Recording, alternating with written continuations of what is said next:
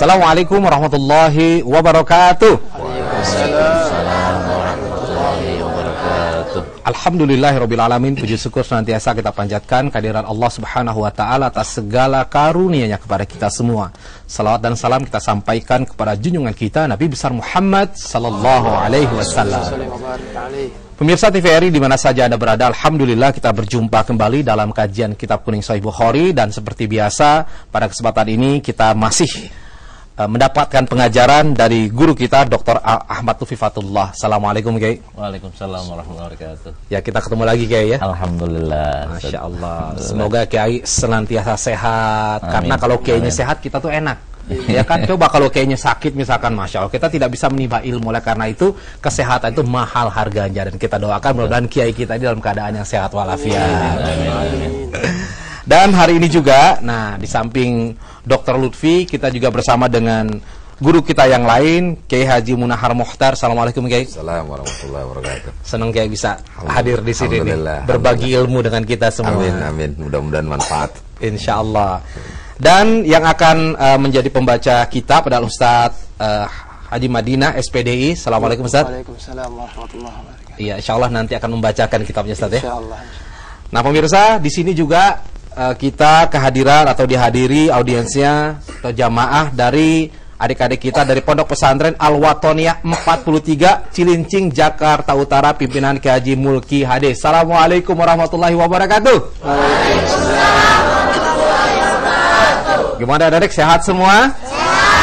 Waduh, alhamdulillah, enak kalau anak-anak santri ini kompak banget Kiai. Iya, ini dari Jakarta Utara nih Mas nih. Iya, Jakarta Utara ya. Agak jarang pesantren Jakarta Utara. Mereka pesantren dari Jakarta Utara. Subhanallah. Walaupun Jakarta katanya panas, tetapi kelihatan di sini hawanya bau hawa yang dingin semuanya. Maklum AC-nya kencang memang ya. Nah, Kiai, ini bicara soal apa pesantren, soal mahasiswa atau soal santri, ini ada cerita yang unik nih. Jadi ada dua orang santri ya. Ini dia malas banget belajar. Pokoknya dia kalau masuk sekolah itu kagak pernah nyatet. Dia bilang antar aja lah, kalau mau ujian gampang. Berapa? Kalau 1 semester 6 bulan ya. Nanti aja deh, belajar mah entar kalau udah pengen ujian. Terus sekarang ngapain ya? Udah dengerin aja, santai aja gitu. Nah bener, begitu pas mau ujian besoknya, dia repot. Dia kumpulin catatan tuh dari temen-temen. Mana catatan? Kumpulin, di fotokopi. Ada fotokopinya segede gini. Terus gimana? Alhamdulillah, yang penting sudah fotokopinya dulu. Tenang, kalau materinya sudah lengkap. Padahal belum dibaca. Begitu mau ujian besoknya, baru dia baca itu malam hari, mulai dari habis isya sampai menjelang subuh. Nah begitu ujian, apa yang terjadi? Ya, pusing dia, dan hasilnya tidak maksimal, tidak bagus. Kemudian dia datang kepada Kiai, dia protes. Kiai, saya mau protes. Protes kenapa? Kan Kiai bilang kalau belajar itu yang baik katanya di malam hari. Saya sudah menerapkan belajar di malam hari. Kenapa kemudian nilai saya jelek? Kiai nanya, ente belajarnya gimana? Ya biasa Kiai, pelajaran 6 bulan saya pelajarin 1 malam. Ya, 1 malam doang kata Kiai. Iya 1 malam. Kenapa enggak ente bakar aja sekalian tuh soal-soalnya, materinya, kemudian ente campur sama kopi, ente minum. Pasti akan lebih mantap. Mantapnya Kiai, masuk rumah sakit kata Kiai. Nah, pada hari ini kita akan mengangkat tema tentang mengajarkan ilmu di malam hari. Betul. Nah, seperti apa mengajarkan ilmu di malam hari? Barangkali sedikit Dr. Lutfi. Iya. Orang kan biasanya belajar di pagi hari. Ya. Adakah Rasulullah SAW pernah mengajarkan orang di malam hari? Kan kalau nanti di Indonesia ada kelas malam, kuliah kelas malam, boleh gak sih kuliah di malam hari? Atau boleh gak secara umumnya pengajian diadakan di malam hari? Ya. Nah, dalilnya kayak gimana? Kita akan kupas sekaligus kebiasaan ya. Kebiasaan Rasulullah. Apakah Rasulullah selalu melakukan hal itu? Atau nanti Rasulullah itu kadang-kadang aja? Nanti kita baca hadisnya Mas Agus. Baik, kalau gitu kita akan dengarkan dulu pembacaan ayat suci Al-Quran yang insya Allah akan disampaikan oleh Ustaz Ahmad Fauzi SPDI dan terjemahan oleh Ustaz Zaki SPDI yang akan membacakan surat Al-Mujadalah ayat 11 sampai dengan 12. Mari sama-sama kita simak. Assalamualaikum warahmatullahi wabarakatuh. Waalaikumsalam. A'udzu billahi minasy syaithanir rajim.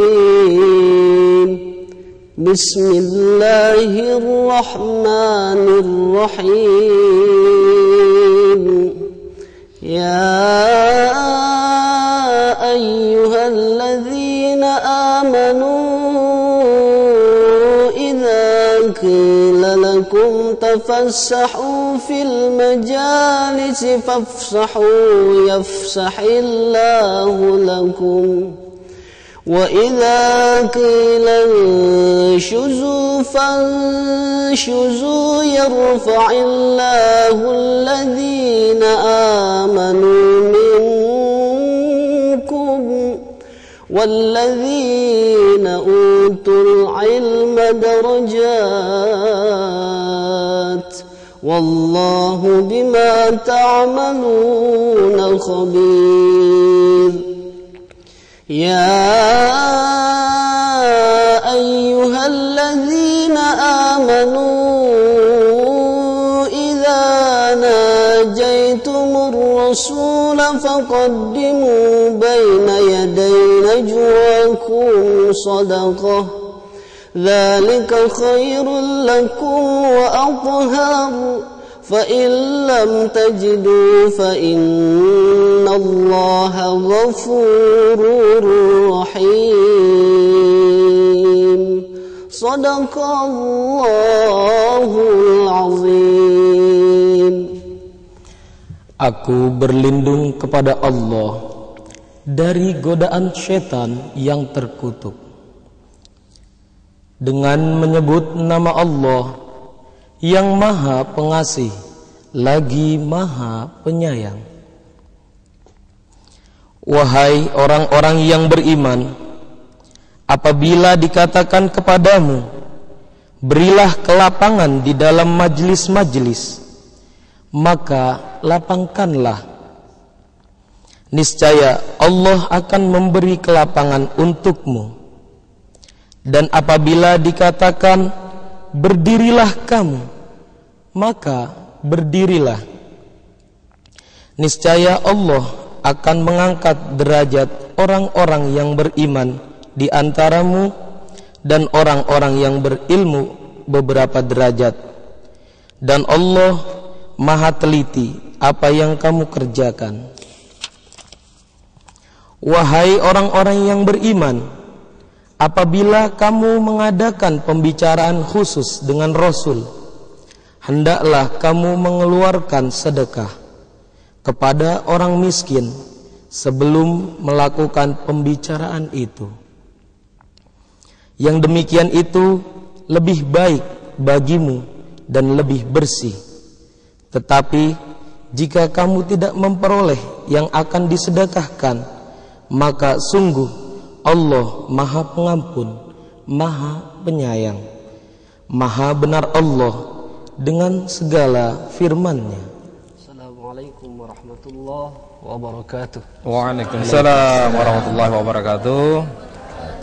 Alhamdulillah, semoga saja membacakan dan kita semua mendapatkan berkah dari Allah Subhanahu wa taala. Nah, tadi disinggung sedikit tentang sedekah di terjemahannya di akhirnya. Kami juga ingin menghimbau kepada pemirsa sekalian, kalau bingung ingin bersedekah kemana, mungkin pada saat ini Anda ada yang mendapatkan rezeki gitu ya. Mau kemana nih kira-kira? Ini adalah tempat yang tepat untuk menyampaikan sedekah melalui program apa? Gerakan Menghidupkan Sunnah sebesar Rp50.000 per bulan. Semakin besar juga nggak apa-apa ya, makin bagus itu. Ini per bulannya rutin. Tapi kalau mau ada yang punya dapat sekarang rezeki banyak, nggak apa-apa, dikirimkan ke rekening Bank Syariah Mandiri nomor 703-290-2493 atas nama Yayasan Pusat Kajian Hadis Indonesia. Nah, untuk apa programnya? Sekali lagi coba Kiai deh yang menjelaskan. Iya, kita lagi mau bikin nih, Ustaz. Ya. Yang perusahaan Islam udah jadi, Islam digital. Ini 6.000, ternyata 6.000 lebih jilid, 4.000-an judul kitab, dan dalam satu seperti ini. Seperti ini. Nah, kalau pesantren punya ini sudah, Ustaz. Kayak punya perusahaan itu. Gak usah beli kitab lagi. Gak usah beli kitab lagi, Ustaz. Kayak gini, Ustaz. Nyari kitab apa aja ada. Dan nanti kita di Ramadan kita akan bikin program yang namanya Al-Quran 7-in-1. Waduh, apa itu? Qurannya ada, terjemah bahasa Indonesianya ada, cari kata bahasa Arabnya, ada bahasa Indonesianya, ada temanya, ada suaranya, ada kata per kata. Alif lam mim zalikal kitabu, zalika itu kitabu, kitab, la raiba, la tidak raiba, ragu. Itu semuanya orang jadi bisa belajar Quran sambil belajar bahasa Arab. Itu satu dalam satu keping, dan kita jualnya pun hanya 50.000 nanti, Ustaz. Masya Allah. Kalau perlu sebenarnya saya inginkan gratis, Ustaz. Gratis karena biayanya adalah dari sedekah ini, yang biaya ada, pembuatannya. Namun kata Ustaz Yusuf Mansur, lebih baik dijual aja, Ustaz. Nanti biar orang pada beli dan kita bisa mengembangkan kajian kita lagi, bikin program lagi, indeks tematik hadis, orang bisa mengkaji hadis dengan klik. Subhanallah. Nah pemirsa, terkadang kita berpikir kalau ingin menyumbangkan sesuatu bersedekah ini kan kita kepengen bahwa sedekah kita itu bisa dioptimalkan dengan sebaik-baiknya. Ini sudah bukti konkret ketika 6.000 lebih kitab itu masuk dalam sebuah program. Bayangkan kalau seandainya 6.000 kitab itu ada, sebesar apa ruangan yang harus dipersiapkan. Tetapi ternyata sekarang 6.000 itu sudah masuk dalam eksternal hard disk. Nah, ini juga bagi Anda yang ingin menyumbangkan ke pesantren-pesantren, nanti bisa langsung menyumbangkan. Kenapa? Karena ilmu tidak akan pernah ada habisnya. Tetap bersama kami karena setelah ini kita akan kembali masih dalam kajian Kitab Kuning Sahih Bukhari.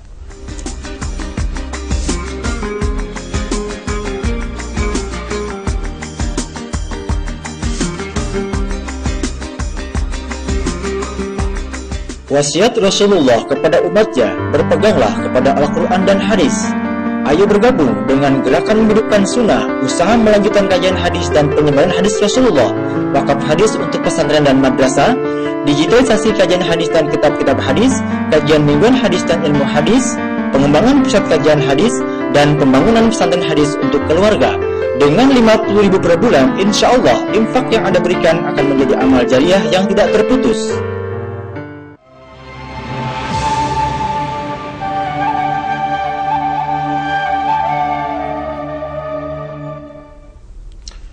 Alhamdulillah Anda masih bersama kami dalam kajian Kitab Kuning Sahih Bukhari. Nah, seperti tadi yang telah disampaikan, ini ada eksternal hard disk ya, Bapak Ibu sekalian. Barangkali kalau Anda ingin menyampaikan kepada pesantren yang ada di sekeliling rumah Anda, silahkan ya, dengan dana sebesar 1.500.000. Sebenarnya 1.500.000 juga untuk membeli hard eksternal ini udah mepet itu ya. Nah, tapi ini akan bermanfaat. Kemudian Anda bisa kirimkan dana dan tulis di sana, tolong disampaikan ke pesantren Anu di alamat yang jelas. Insya Allah ya, dari tim Dr. Lutfi akan langsung menyampaikan apa yang Anda inginkan diberikan kepada pesantren. Insya Allah ini bermanfaat karena ada 6.000 lebih kitab di dalam eksternal hadis ini. Akan bermanfaat buat santri semua. Di sini mau nggak kalau dikasih? Iya mau lah pasti, insya Allah. Baik, saya koreksi Mas Agus. Ya, itu jilidnya 6.000 lebih. Tapi kalau kitabnya 4.000. Oh, kitabnya 4.000 ya? 4.500-an kitab aja. Masya Allah. Tapi 4.000 juga kalau ruangan luas banget itu. Betul. Baik, kalau gitu kita akan langsung mulai. Silakan Kiai untuk menyampaikan materi kita tentang mengajarkan ilmu di malam hari. Bismillahirrahmanirrahim. Alhamdulillah wassalatu wassalamu ala Rasulillah wa ba'du. Para pemirsa TVRI di mana saja berada rahimakumullah. Pada pagi hari ini alhamdulillah kita ketemu lagi di kajian yang sama. Mudah-mudahan kita mengaji Sahih Bukhari, kita semakin cinta Rasulullah sallallahu alaihi wasallam, kita semakin mengamalkan ajaran-ajaran Rasulullah. Nanti di padang mahsyar kita dapat syafaatnya dan Allah masukkan kita bersama Rasulullah ke dalam surga. Amin ya rabbal alamin. Nah, pagi hari ini kita akan mengupas hadis yang temanya adalah bisa dilihat di layar kaca. Babul ilmi wal izati bil laili. Bab mengajarkan ilmu atau memberi nasihat di malam hari. Nah, hadisnya seperti apa? Kita lihat dulu hadisnya, silakan dibaca Ustaz. Bismillahirrahmanirrahim. Qala al-Imam al-Bukhari rahimahullah. Haddatsana Shadaqatu akhbarana Qala akhbarana Ibnu Uyainah an Ma'marin an Az-Zuhri an Hindin an Ummi Salamata wa Amrin wa Yahya bin Sa'id an Az-Zuhri an Hindin an Ummi Salamata qalat istayqadha an-nabiy sallallahu alaihi wasallam dhata lailatin faqala subhanallahi madza unzila al-lailata minal fitani wa madza futiha minal khazaini aikidu sawahibatil hujari farubba kasiyatin fid dunya ariyatin fil akhirah. Ya, cakep banget nasihat Rasulullah SAW, dan ini sangat faktual ya, Pak Kiai ya, sangat faktual. Kita baca dulu terjemahannya. Ummu Salamah radhiyallahu anha berkata, pada suatu malam Nabi SAW terbangun lalu bersabda, Subhanallah, Maha Suci Allah, fitnah apakah yang diturunkan pada malam ini, dan apa yang dibuka dari dua perbendaharaan Romawi dan Persia. Bangunkanlah wanita yang ada di dalam kamar-kamar, karena betapa banyak wanita yang menutupi auratnya di dunia ini, namun akan telanjang nanti di akhirat. Nah, kita akan kupas Mas Agus ya. Mas Agus kita kupas dari dua sisi. Dari sisi sanad dan dari sisi matan. Dari sisi sanad ini agak sedikit berbeda. Di sini an Ma'mar an Zuhri an Hindin an Ummi Salamah wa Amri wa Yahya ibn Sa'id an Zuhri. Di Zuhrinya ada dua kali di sini. Silahkan lihat di layar kaca. An Zuhri di sini sebelum Zuhri yang pertama adalah Ma'mar. Ma'mar di sini Ma'mar ibn Rashid. Sedangkan yang sebelum Zuhri pada yang kedua adalah ada dua orang, Amr ibn Dinar dan Yahya ibn Sa'id al-Ansari. Biasanya Imam Bukhari pakai tahwil atau pakai makrun, pakai ataf. Di sini atafnya nggak ada tahwilnya, nggak pakai hak. Kalau pakai tahwil biasanya akan diulang dari awal, dari gurunya Imam Bukhari langsung. Ini Amru ibn Dinar Yahya ibn Sa'id al-Ansari ini bukan gurunya Imam Bukhari. Karena di situ maktubnya di sini adalah maktubnya selevel dengan Ma'mar. Jadi Ma'mar adalah muridnya Az-Zuhri, Amr ibn Dinar adalah muridnya Az-Zuhri, Yahya ibn Sa'id adalah muridnya Az-Zuhri. Apa yang ingin Imam Bukhari ambil, bahwa riwayat ini beliau dengar atau beliau dapati dari tiga orang. Dari tiga orang dari satu orang yang sama, yaitu di Imam Az-Zuhri. Imam Az-Zuhri ini Muhammad ibn Syihab, ini Amirul Mukminin yang pertama dalam bidang hadis, Ustaz. Amirul Mukminin yang pertama. Dan beliau itu jadi muara hadis. Muara hadis secara keseluruhan, bukan yang di Sahih Bukhari aja, muara hadis secara keseluruhan. Nah, Imam Az-Zuhri ini punya murid berlevel. Ada 8 level, ada yang bilang 8, ada yang bilang 5. Di kitab Ilahnya Ibn Rajab itu dibagi-bagi. Level pertama siapa, level kedua siapa, level ketiga siapa. Kriterianya apa, Ustaz? Level pertama adalah orangnya pinter, rajin, mulazamah juga, mumarosah juga. Ini level pertama. Level kedua rajin, mulazamah tapi kurang pinter, kurang dikit pinternya. Level yang ketiga adalah pinter tapi kurang mulazamah. Apa gunanya? Nanti riwayat yang paling kuat adalah riwayat yang level 1.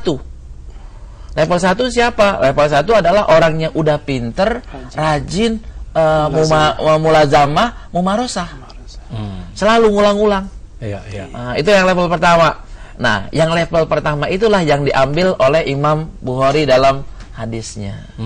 Nah, kalau level yang ketiga Imam Bukhari jarang ngambilnya. Level yang keempat apalagi, level yang keempat nggak diambil. Level kelima nggak bakal diambil oleh Imam Bukhari. Karena gitu nanti Imam Bukhari kalau mau meriwayatkan dari Imam Zuhri, beliau lihat dulu nih, nih hadis ini riwayat level berapa. Kalau riwayat level 1 beliau ambil, lewat 2 ambil, 3 ambil, akan tapi sebagai syahid, bukan sebagai asal. Ini bedanya. Nanti manfaatnya apa? Tingkat kesalahan yang level 1 tuh minim sekali, Ustaz.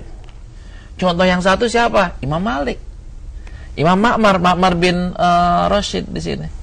Yahya ibn Sa'id al-Ansari, innamal a'malu binniyat dari Yahya ibn Sa'id al-Ansari. Imam Malik, innamal a'malu binniyat juga dari Imam Malik, tapi bukan melalui Az-Zuhri ya. Ini levelnya orang-orang yang level 1 itu diambil oleh Imam Bukhari. Berarti di level 1 juga ada beberapa orang di sana ya? Ada banyak orang, Ustaz. Banyak orang yang sekelas. Kayak di sini nih kita nyantri gitu, kan nggak semua orang sama. Dan semua orang sama levelnya. Nanti ustadz juga levelnya beda, kiai levelnya beda, alim orang ahli hadis juga levelnya beda. Itu santrinya ataupun murid-muridnya dibuat level-level gitu nggak merasa tersinggung gitu ya? Yang bikin levelnya adalah yang selanya, Ustaz. Dilihat dari hasilnya. Hasilnya kalau misalnya ini untuk di Gontor ya, di Gontor itu orang dibagi per kelas itu. Sekarang ini hampir 20 kelas, Ustaz. Kelas B, C, D, E. Dan itu yang kelas A, yang kelas C, kelas B itu pintar-pintar semua yang di Gontor tuh. 1B, 2B, 3B itu semuanya orang pintar. Tapi kalau yang C pinter tapi nakal dikit. Jadi nanti kalau kita main bola nih umpamanya, main bola di musim ujian kayak tadi cerita antum tuh, kalau anak B nggak diomelin, pinter, rajin, main bola sekali-kali nggak apa-apa. Tapi kalau anak yang di Z, yang di K main bola diomelin, goblok main mulu lagi. Nah di level hadis itu ada kayak gitu. Iya. Silakan diteruskan ya. Ini apa namanya manfaat dari sanad hadis ini. Ya.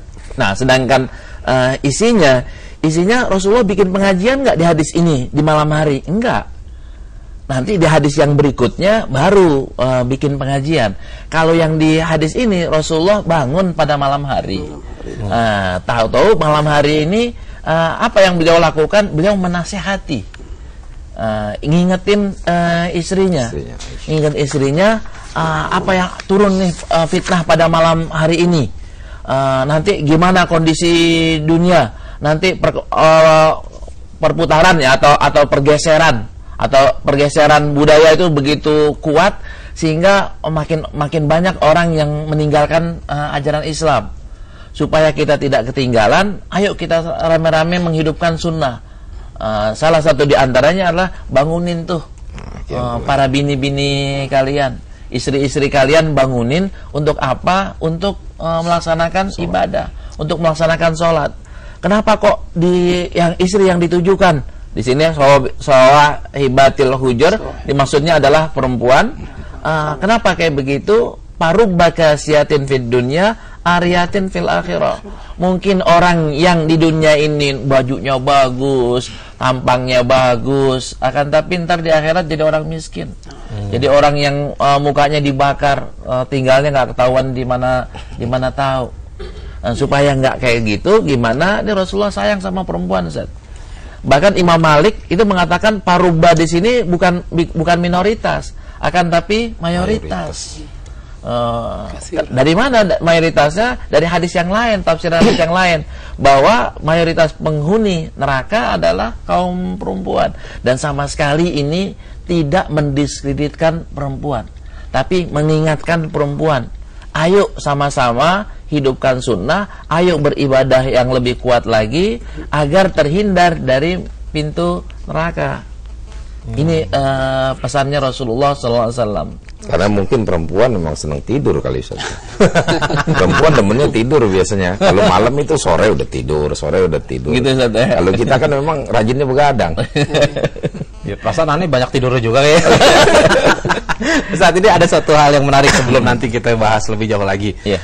Nah, di sini soal pengajiannya, ini apakah ngaji yang dimaksud ngaji yang tadi kan mungkin mengajarkan kepada istri. Nah, gimana dengan pengajian-pengajian yang sifatnya umum? Apakah juga di sini termasuk nih? Di hadis yang ini enggak, Ustaz. Tapi hadis yang setelah ini yang akan kita baca sedikit ya. Hadis yang setelah ini iya. Setelah ini Rasulullah punya majlis tapi bukan rutin, Ustaz. Bukan rutin. Yang Rasulullah rutin mengajar itu adalah habis sholat subuh, itu rutin. Yang paling banyak lagi adalah habis asar. Habis subuh, habis asar. Habis zuhur agak sedikit jarang.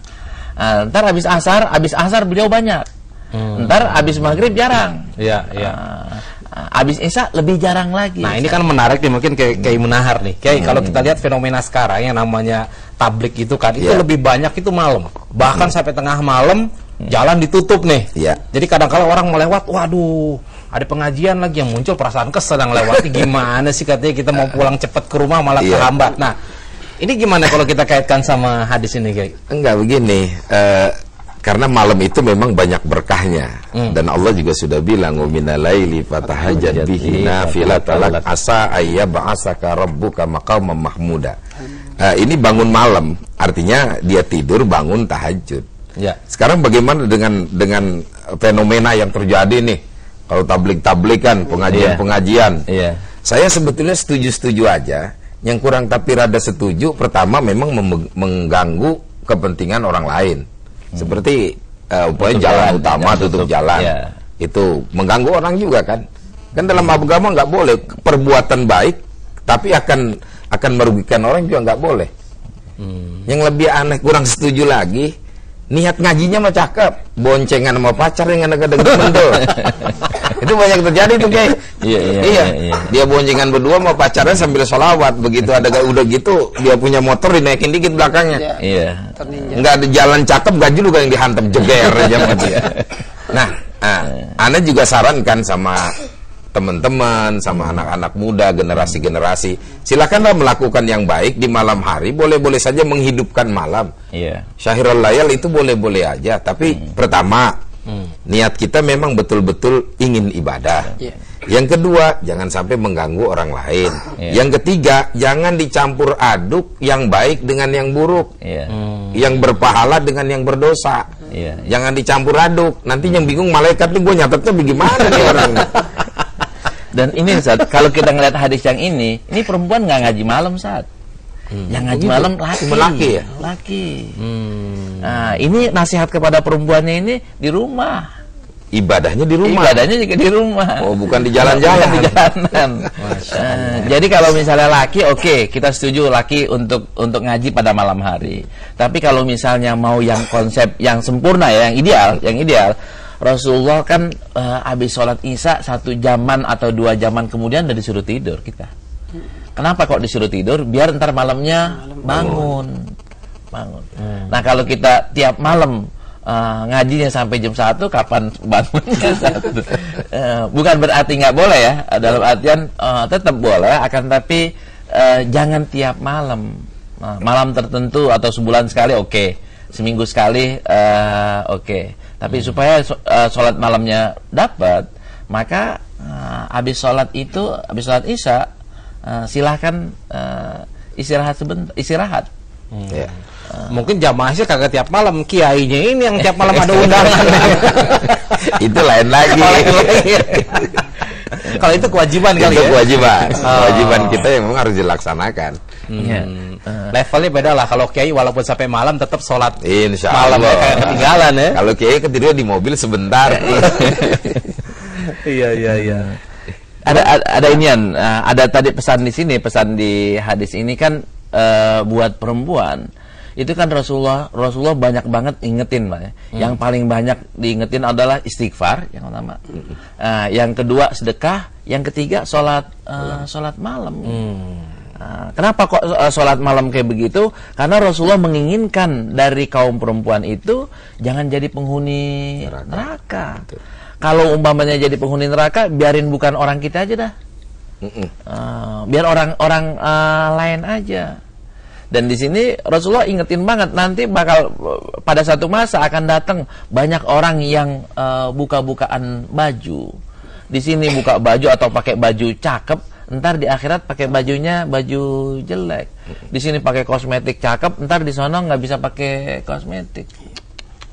Kadang-kadang di sini pakai baju, tapi di mata Allah telanjang. Ada kan gambaran kalau tidak salah hadisnya, wanisaun kasiyatun ariyatun ma'ilatun mumimat. Iya. Itu kan ru'usahunna ka'asnimatil bukhti. Iya. Itu la yajidna raihatal jannah. Jadi kata Nabi, nanti satu saat itu ada perempuan dia pakai baju tapi hakikatnya telanjang di mata Allah. Kenapa begitu, Kiai? Ya karena bajunya sepotong doang. Dia tutup ke atas bawah. Naik, iya kan, dia kebawain atas naik, tutup atas, tutup bawah, tutup atas, tengah-tengahnya. Kalau yang pakai tutup semua tapi mungkin agak ketat, termasuk ke situ nggak tuh? Iya, termasuk itu. Itu walaupun pakai kerudung gitu ya?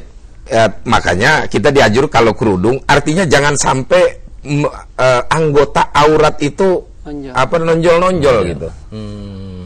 Makanya kalau mau semacam pakaian-pakaian muslimah yang memang kayak model-model yang dipakai Long dress ya. Iya, long dress, Yang nggak ketat abaya, lah gitu yang ya. nggak ketat lah. Jadi bukan yang disebut dengan apa namanya kaum gypsy, jilbab tapi seksi, nggak begitu Ah, ya. itu.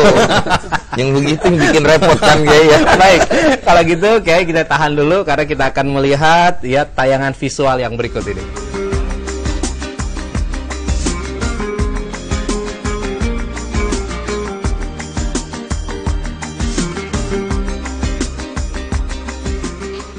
Dunia adalah arena seleksi untuk mencari pemenang. Hanya sedikit manusia yang menyadari bahwa kehidupan di dunia adalah permainan besar yang pada akhirnya berhadiahkan surga atau neraka. Siapa yang tidak menemukan jalan kebaikan atau menjalani kehidupan sesuai ajaran agama, sulit baginya untuk memperoleh kebaikan di akhirat atau kehidupan abadi. Saat menjalani kehidupan, kita pun dapat menemukan surga di dunia.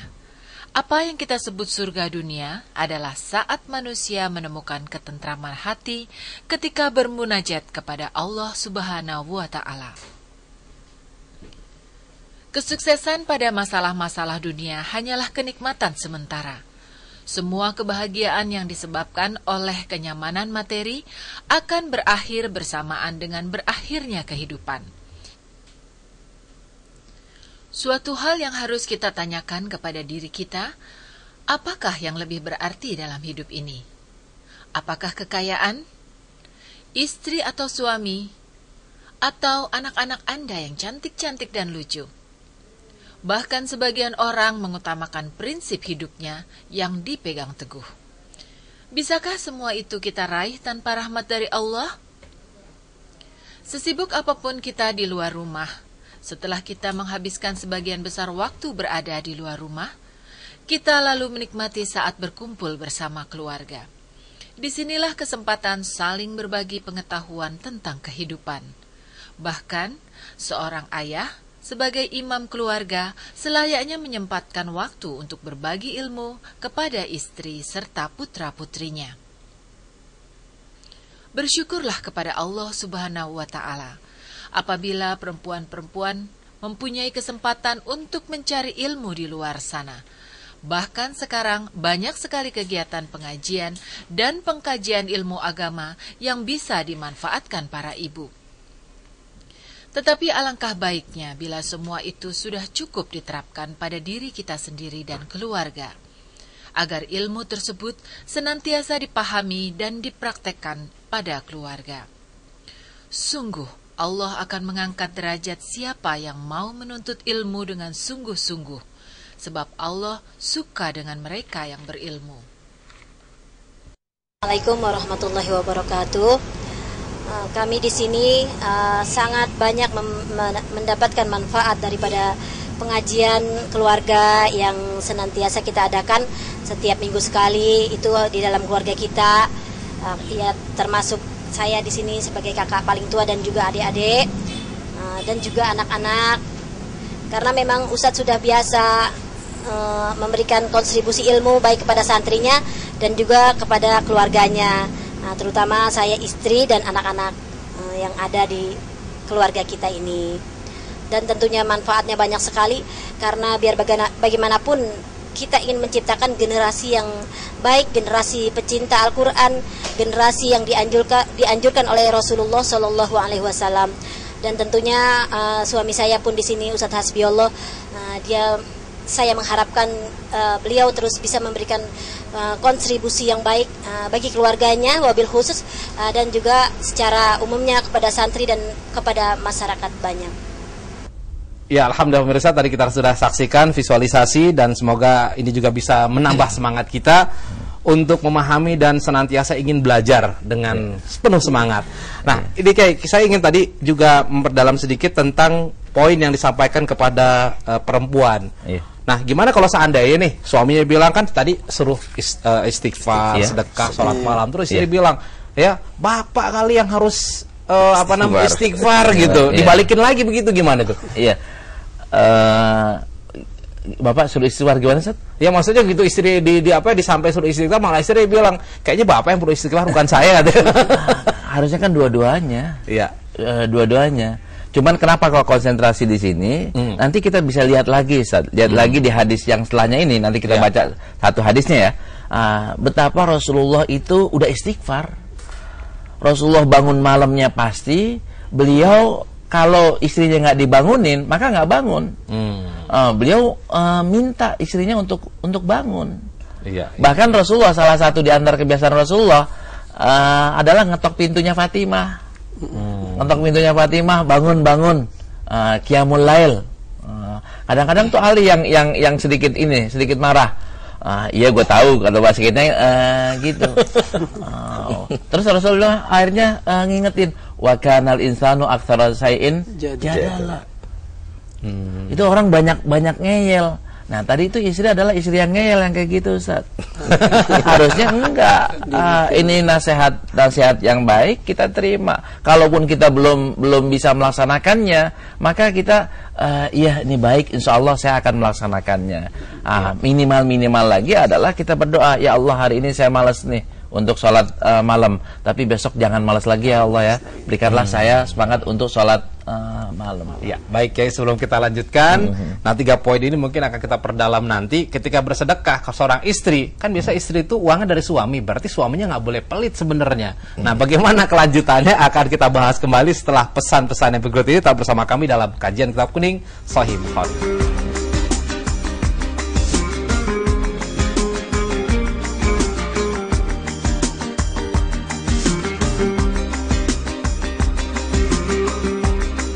Wasiat Rasulullah kepada umatnya, berpeganglah kepada Al-Quran dan hadis. Ayo bergabung dengan gerakan menghidupkan sunnah, usaha melanjutkan kajian hadis dan penyebaran hadis Rasulullah, wakaf hadis untuk pesantren dan madrasah, digitalisasi kajian hadis dan kitab-kitab hadis, kajian mingguan hadis dan ilmu hadis, pengembangan pusat kajian hadis, dan pembangunan pesantren hadis untuk keluarga. Dengan 50.000 per bulan, insya Allah infak yang Anda berikan akan menjadi amal jariah yang tidak terputus.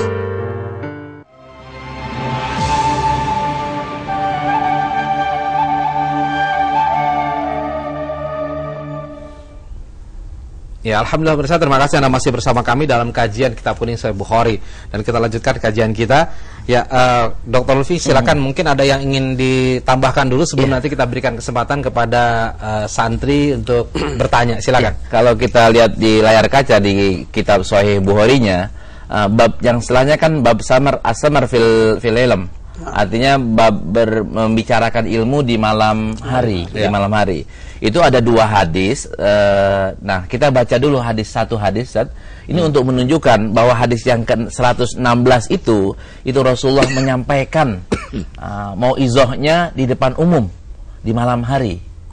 Sedangkan yang 117-nya Rasulullah tidak menyampaikan ilmu, tapi pulang habis sholat isya, pulang ke rumah, sholat sunnah ba'diyahnya di rumah, habis itu sholat tahajud, habis itu sholat qobliyah subuhnya di rumah.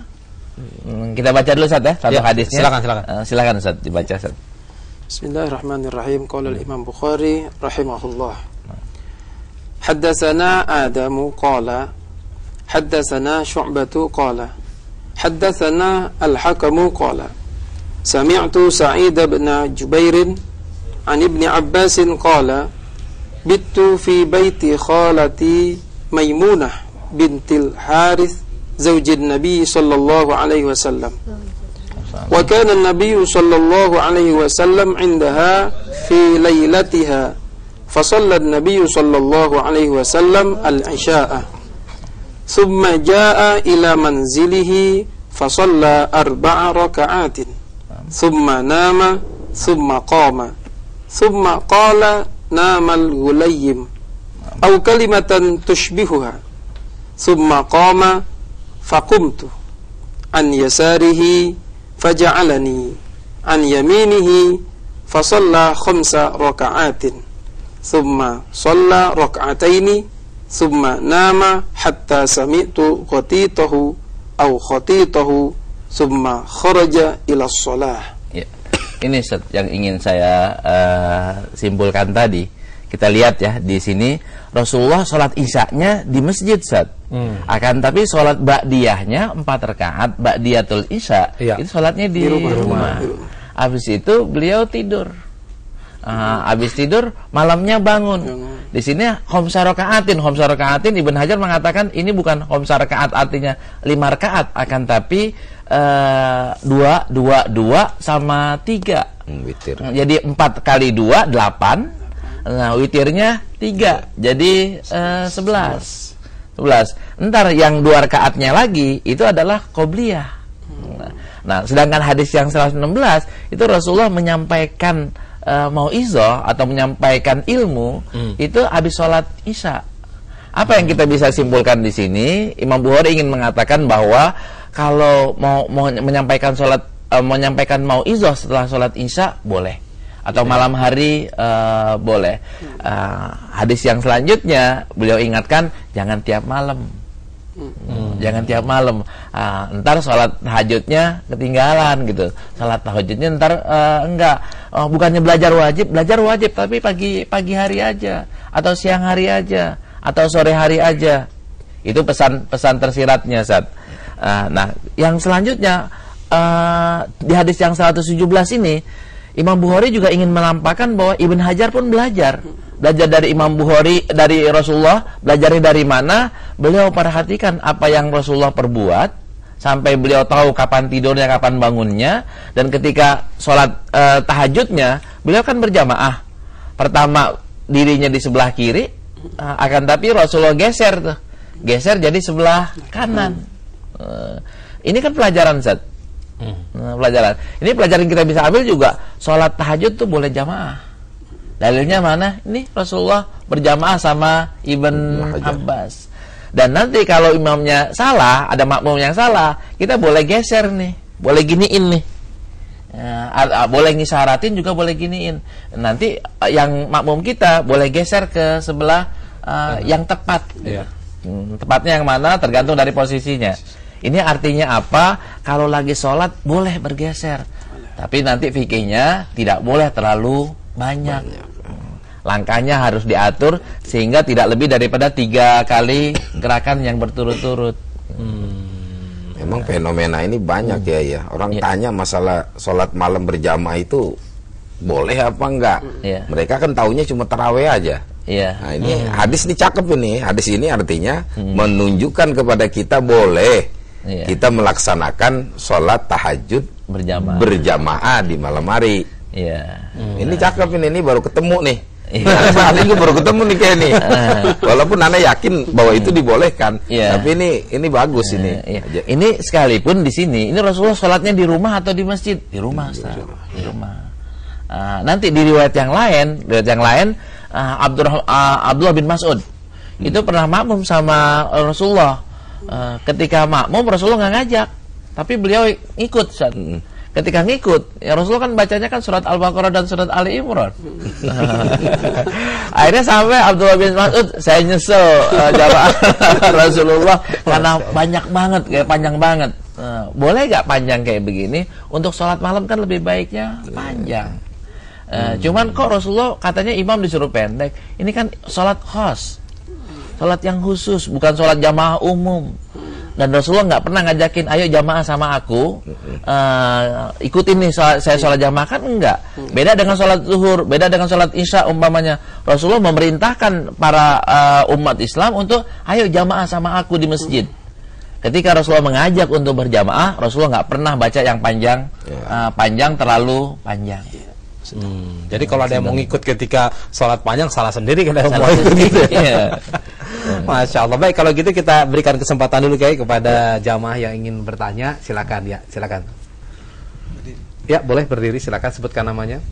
Assalamualaikum warahmatullahi wabarakatuh. Waalaikumsalam warahmatullahi wabarakatuh.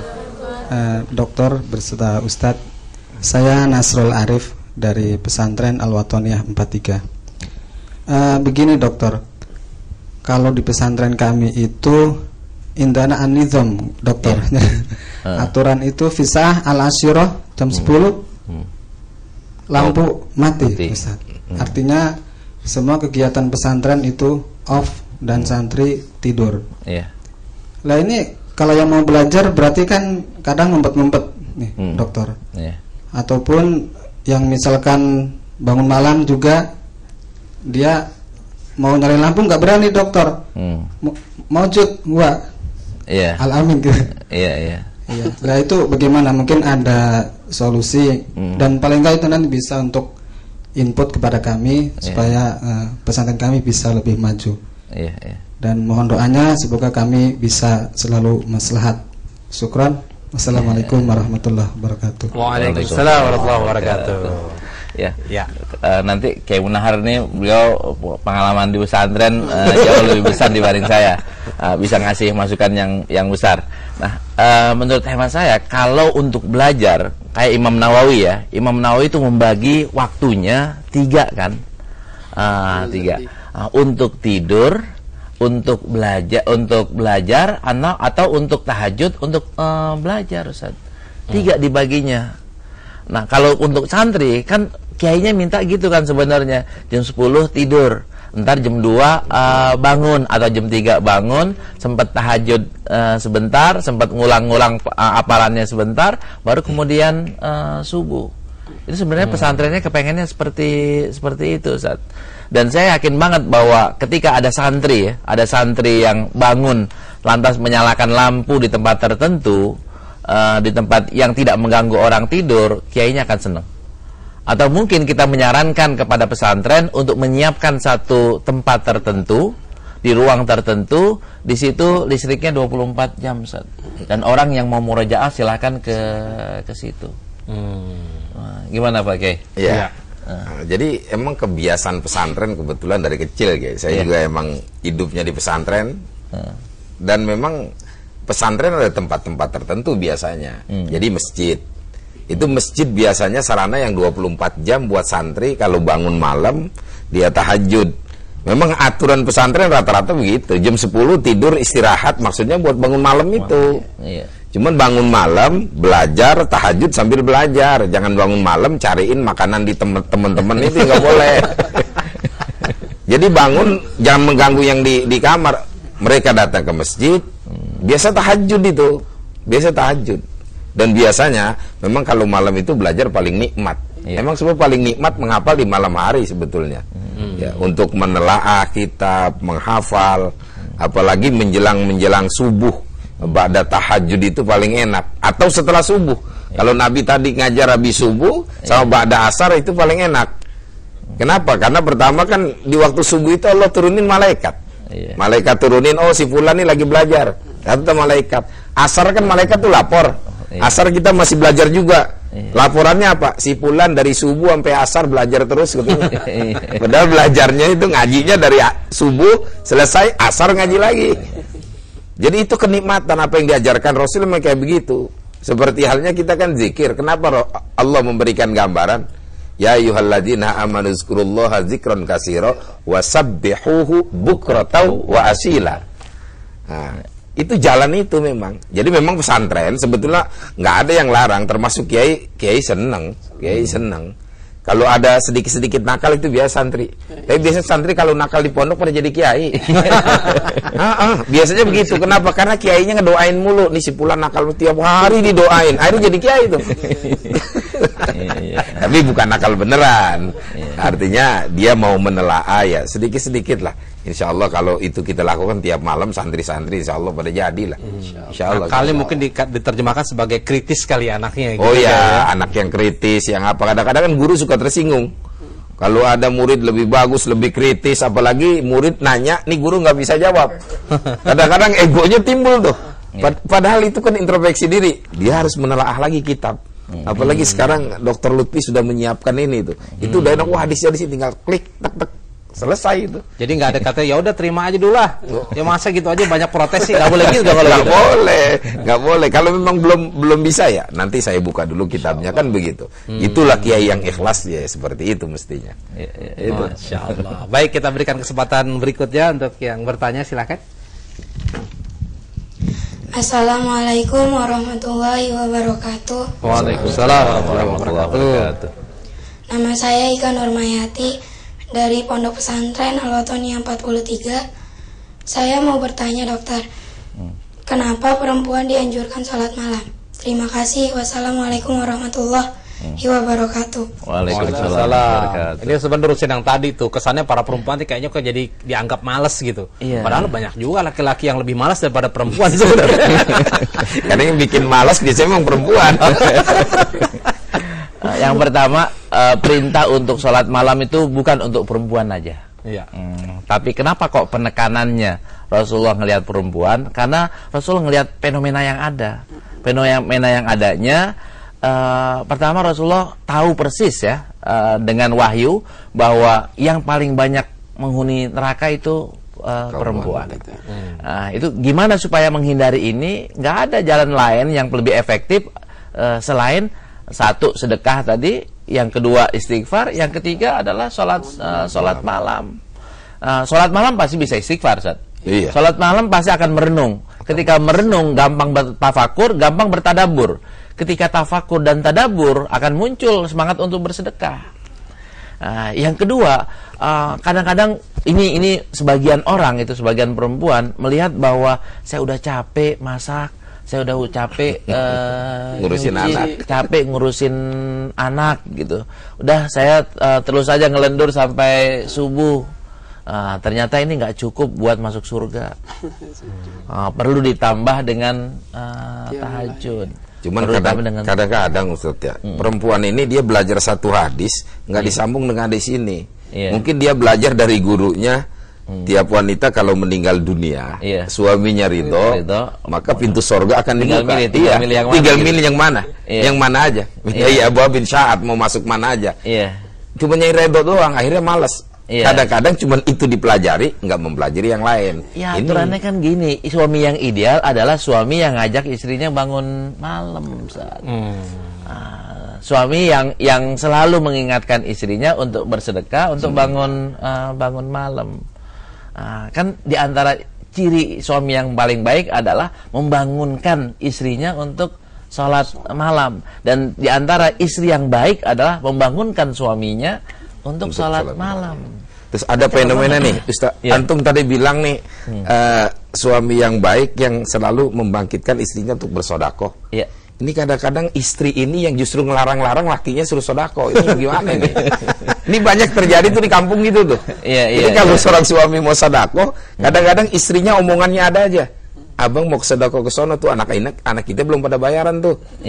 Padahal duit ada. Kalau perempuan kan paling pinter nyimpen duitnya tuh. Kita nggak tahu tuh nyimpennya di mana. Kalau buat dia ada kadang-kadang. Nah, ini kondisi kayak begini, kadang-kadang antara suami dengan istri kadang-kadang suka ribut itu. Istrinya suruh ngaji kitab kuning saya. Suruh ngaji. Ini bukan pengalaman ya? Iya. Ini menarik benar. Jadi kalau 3 poin tadi kalau saya tangkap ya, sekaligus nanti mungkin ketika sang istri dianjurkan untuk sholat malam, otomatis kan suaminya, kalau suami nggak bisa ngajak yang lain tuh, istri bilang, oh ini anjuran sholat malam, suami mau ngajak yang lain, wah kalau begitu ya udahlah ikut sholat dulu. Terus kalau istrinya diajak misalkan untuk istrinya muncul semangat sedekah, otomatis kan suaminya harus ngasih duit dong. Gini bagaimana? Yang banyak. Gimana mau sedekah kalau suaminya kagak punya duit gitu. Nah terus kalau seandainya istri diajak istighfar, otomatis kan suaminya harus istighfar duluan sebelum suaminya. Benar. Nah, gimana gitu? Iya betul Ustaz. Jadi ketika Islam menyuruh melebihkan sesuatu, penekanannya kepada satu, Islam bukan berarti mendiskreditkan itu atau mengabaikan yang lain. Suami bukan nggak disuruh sedekah. Istri kan hobinya belanja ya. Orang perempuan tuh senengnya belanja. Nah, Rasulullah ingin mengingatkan gini, jangan sering-seringan belanja, sekali-kali sedekahlah. Belanja boleh, tapi sedekah juga jangan dilupakan, jangan ditinggalkan. Maksudnya seperti itu, Ustaz. Iya, istri saya pernah nanya tuh, doa kalau masuk pasar apa sih katanya, supaya nggak diganggu sama setan. Saya bilang, perasaan kalau belanja mah nggak ada setan, nggak ada setan tetap aja pengen gitu. Atau mungkin juga tadi dokter juga sudah bilang bahwa seorang suami itu kan pimpinan seorang imam kan. Makanya kalau Al-Quran memberikan penekanan itu ar-rijalu qawwamuna 'alan nisa, artinya di sini seorang suami memang harus mempunyai peranan. Seorang suami, balu bahasa kitanya jangan sampai kalah sama bini, laki jangan kalah sama bini. Dalam arti kalah di sini artinya bagaimana kita didik istri kita ke jalan sorga, kan itu intinya sebetulnya kayak begitu. Cuman terkadang fenomena yang terjadi kan lain. Seorang suami kalau sudah kalah sama istrinya, ini yang repot, Ustaz. Ini yang bikin ribet rumah tangga. Jadi laki mau ke kanan, kata istrinya ke kiri ikut akhirnya. Inilah makanya peranan seorang suami di dalam rumah tangga, penekanan bagaimana dia bisa mendidik, dia harus menjadi contoh. Makanya tadi suruh istri istighfar, dia istighfar. Istri harus baik, dia harus jadi suami yang baik, gitu. Kalau istri suruh sedekah, ya antum harus ngasih duitnya yang banyak kan bikin. Alhamdulillah, luar biasa. Jadi apa yang kita sampaikan pada pagi hari ini sangat luar biasa dari sisi ilmunya atau muatan yang ini disampaikan. Nah, barangkali kayak di akhir perbincangan kita, kesimpulan apa yang bisa kita ambil, dan sekaligus kita juga menyinggung ke depan, pekan depan kita apa? Waktunya sudah habis. Kalau gitu kesempatan berikut aja ya. Mohon maaf ini. Silakan ya. Kesimpulannya, Islam itu mendorong sekali umatnya untuk pintar, San. Ya. Banyak banget hadisnya, belajar pagi boleh, belajar siang boleh, belajar sore boleh, belajar malam pun boleh. Tapi kan di sini juga diingetin ya, Imam Bukhari pakai babnya itu, akan tapi kok contohnya sholat, Ustaz. Iya. Ini apa maksudnya? Ilmu itu nggak bisa sampai kepada puncak tanpa ibadah. Betul. Tanpa didorong oleh doa nggak bisa. Kita mau jadi pintar benar, pintar yang berkah ya. Itu nggak bisa tanpa sholat tahajud, tanpa sholat malam, tanpa doa. Nah, kita iringin nih, belajar juga, berdoa juga, beribadah juga. Itu intinya, manis dada ilman walam yazdadu dan lam yazdad minallahi illa wahda. Masya Allah. Itu intinya sebetulnya kembali. Artinya apa dong Kiai? Sampaikan dulu. Siapa yang bertambah ilmunya, tapi petunjuk hidayah Allah dia nggak dapat, itu semakin jauh dari Allah. Intinya ilmu itu juga susah masuk ke dalam hatinya. Masya Allah. Kalau udah nggak masuk ke hati kan ilmu nggak ada manfaatnya. Kalau dokter ini kan udah ilmunya bagus, masuk ke dalam hati, cepat rajinnya, cepat belajarnya orang, cepat menangkap gitu. Iya, alhamdulillah. Baik. Nah, pemirsa, demikian tadi kajian kita. Insya Allah pada pekan depan kita akan mengangkat tema bagaimana menghafal ilmu ya Kiai ya. Dan sekali lagi di akhir perjumpaan kita, kami hanya ingin mengingatkan kepada Anda yang ingin bersedekah ya melalui Quran ataupun perpustakaan Islam digital. Ini ada 4.000 kitab yang ada di sini, 4.000 judul, dan jilidnya sekitar 6.000 lebih jilid ya. Dan kepada Anda yang ingin menyampaikan mungkin ke pesantren mana ingin Anda tujukan, bisa langsung Anda bersedekah ke nomor rekening yang telah tertera dengan menuliskan ini akan disampaikan kemana. Jumlah sedekahnya sebesar Rp1.500.000 dan insya Allah ya eksternal hard disk ini akan langsung diberikan kepada pesantren yang Anda inginkan. Terima kasih. Mohon maaf bila ada hal-hal yang kurang berkenan. Yang menang kuisnya. Oh ya, kuis yang menang kemarin saya ingin bacakan nih. Maaf sedikit, pemenang kuisnya yang pertama itu adalah mana tadi ya? Jawabannya ini bisa jawabannya Kiai, mungkin jawabannya dulu itu. Ya, pertanyaannya adalah sebutkan kitab-kitab yang merangkum hadis palsu. Jawabannya banyak ya. Ada Tazkiratul Maudu'at, ada Al-Ali Al-Masnu'ah, ada Ahadul Qisas, ada Tanzil Syariah, itu banyak. Yang jawab satu aja udah benar. Masya Allah. Tinggal yang menang. Ya, pemenangnya adalah yang pertama Pujianto dari Banjarsari Solo. Yang kedua ini tidak pakai nama tapi pakai nomor handphone ya, 0815-633-66400. Dan yang ketiga adalah Saudara Ahmad Rifai Ma'ruf. Nah, alhamdulillah Anda nanti akan mendapatkan ini paket semuanya ini akan dikirimkan langsung ke tempat Anda. Dan sekarang ini pertanyaannya, Ustaz. Iya, pertanyaannya apa, Kiai? Imam Bukhari lahir dan wafatnya di mana dan tahun berapa, Ustaz? Baik. Imam Bukhari wafatnya di mana dan tahun lahirnya di mana dan wafatnya di mana, tahun berapa? Baik, silakan dikirimkan ke SMS 0818-996-994 atau di email pusatkajianhadis@gmail.com atau www.pusatkajianhadis.com. Silakan membuka itu dan kirimkan pertanyaan Anda. Mohon maaf bila ada hal-hal yang kurang berkenan. Terima kasih perhatian Anda. Mari sama-sama kita tutup dengan doa penutup majelis. Subhanakallahumma wa bihamdika asyhadu an la ilaha illa anta astaghfiruka wa atubu ilaik. Wabillahi taufiq wal hidayah. Assalamualaikum warahmatullahi wabarakatuh. Assalamualaikum warahmatullahi wabarakatuh.